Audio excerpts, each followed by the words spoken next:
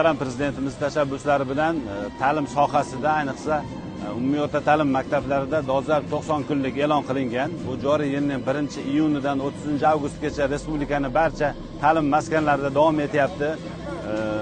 Bugun biz mana Toshkent shahar Mirobod tumanidagi 154-maktabda ana shunday tadbirlardan biridamiz. Buni boisi biz O'zbekiston Davlat jahon tillari universiteti Mirobod tumani maktabgacha va maktab ta'limi bo'limi bilan birgalikda ushbu tumandagi maktablarda yozgi oromgohlarda, sog'lomlashtirish maydonchalarida bolalarning bo'sh vaqtlarini mazmunli tashkil etish maqsadida ularga turli to'garaklarni tashkil etishda yordam berib hamkorlik qilib kelmoqdamiz.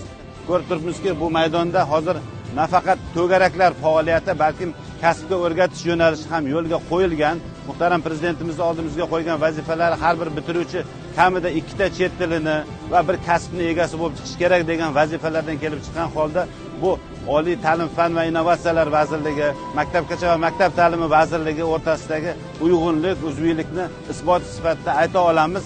Aynan Mirobod tumanidagi mana shu jarayonni guvohi bo'lib turibmiz. Biz butun jamoamiz bilan maktabgacha va maktab ta'limi tizimiga yordam berishga yoz davomida tayyor ekanligimizni ma'lum qilamiz. Bugun maktabimizda juda ham katta tantana, bayram desam ham bo'ladi.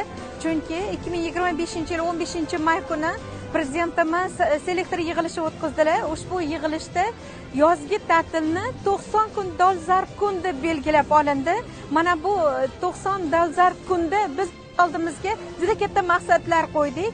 Chunki mana shu maktablarimizda ta'lim olayotgan o'quvchilarimizni yozgi ta'tilda kunlarini mazmunli o'tkazishlari uchun, o'zlarining ustalarida ishlash uchun va kasb o'rganishlari uchun yetarlicha shart-sharoitlar yaratish maqsadida maktabimizda turli to'garaklar o'z ishini boshladi.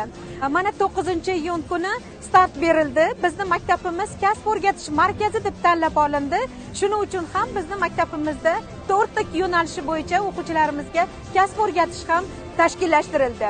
Bu qizlarimizga oshpazlik, qandolatchilik, bundan tashqari yana tikuvchilik, dizaynerlik, o'g'il bolalarimizga esa duradgorlik va o'g'il bolalarga eng kerakli bo'lgan injener-texnologlik kasblari o'rgatilishi yo'lga qo'yildi. Yaqinda prezidentimizning tashabbuslari bo'yicha 90 kun dolzarb kun e'lon qilindi. Ushbu masala bo'yicha bizda ham 110-maktabda kunduzgi lagerlar ochildi. Lagerda 100 tadan oshiq o'quvchilarimiz faol ishtirok etishmoqda. Maktabimizda ham juda ham ko'p qiziqishlarga ko'ra har xil to'garaklar ochildi.